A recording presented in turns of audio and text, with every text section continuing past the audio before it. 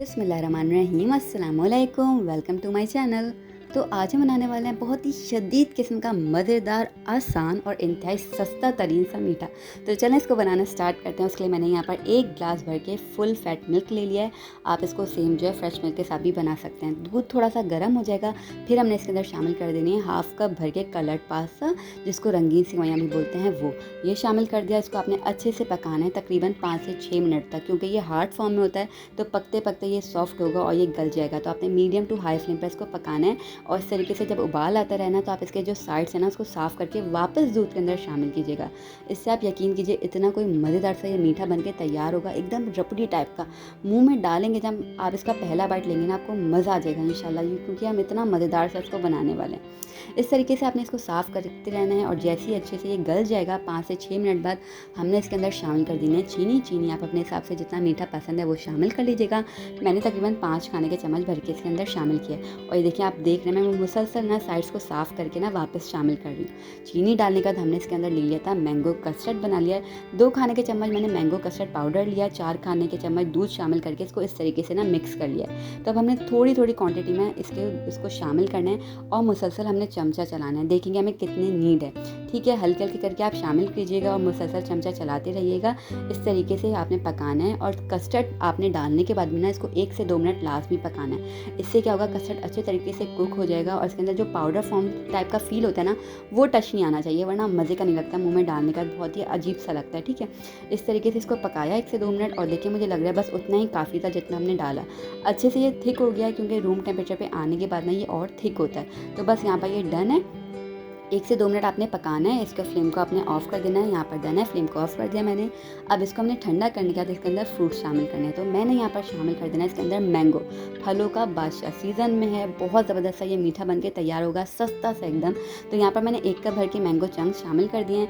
अच्छा, आपने पहले कस्टर्ड को अच्छे से ठंडा करना है, फिर ही आपने कोई भी फ्रूट इसके अंदर शामिल करना है, वरना क्या होगा, आम जब अपना पानी छोड़ेंगे अगर कस्टर्ड गर्म होगा तो इसकी कंसिस्टेंसी जो है ना वो बैलेंस में नहीं रहेगी, वो लिक्विडी फॉर्म में चली जाएगी और फिर वो मज़े की नहीं लगेगी। तो अब यहाँ पर देखें अच्छे से मिक्स करने के बाद मैंने यहाँ पर सर्विंग डिश ले लीजिए। जो भी आपने जिस भी सर्विंग डिश के अंदर इसको रखना है उसके अंदर आपने इस तरीके से इसको सेट करना है, ठीक है।